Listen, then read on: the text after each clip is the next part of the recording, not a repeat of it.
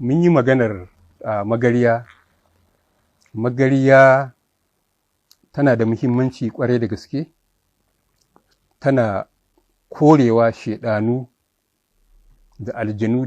Duk gonar da ya kasance ko duk gidan da ya kasance akwai bishiyar magarya, shaidanu ba sa shiga. Shaidan baya iya aljani, shaidan ba sa iya bi ta ƙarƙashin gindin magarya. In sun ga magarya gudu suke.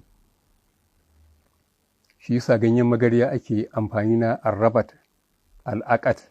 Duk wanda ya kasance yana da iyali ya zama cewa ko sun fi ɗaya, a wajen wannan lafiya ƙalau yake, amma a wajen wannan matar tasa ba lafiya, to in dai zai amfani da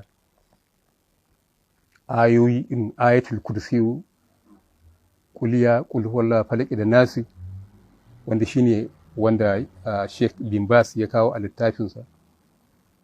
Daga baya kuma bincike na research ina ya gano har akwai su wa auhaina ila Musa, akwai irin su wattaba'u ma tatlu shayatin ala mulki Suleiman, qala Musa ma ji'tum bihi sirri, su tara idan aka hada aka tofa kafa 7 a cikin ruwa, wato kaman wanda zai isa wanka, da ganyen magarya a ciki guda 7 bayan ka dandaka, kana karantawa kana juyawa, in ka gama ka ɗiba sau 3 ka sha, daga sannan kuma kullun kai wanka har kwana 7. To inda aka yi wannan musamman ko da a cikin teku aka je aka binne shi, ko a wani kogo ko a wata mararraba, duk inda aka kai shi insha Allah ya karye kenan. In kai kwana 7 kaga akwai saura sai ka sake, in kaga akwai saura sai ka sake. Kuma ‘ya'yan magarya ɗin su kuma suna yin amfani maganin shawara,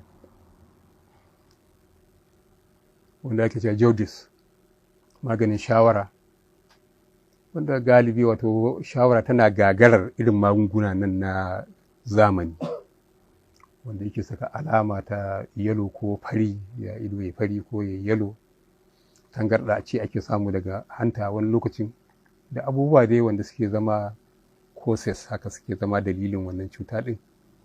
Amma in dai za a yi amfani da ‘ya'yan ganyen magarya, to za ga cewa an warke daga wannan shawara ɗin. Hakanan duk wani abu da ya shafi dai uwar hanji, abin da ya shafi ɗaurewar ciki, abin da ya shafi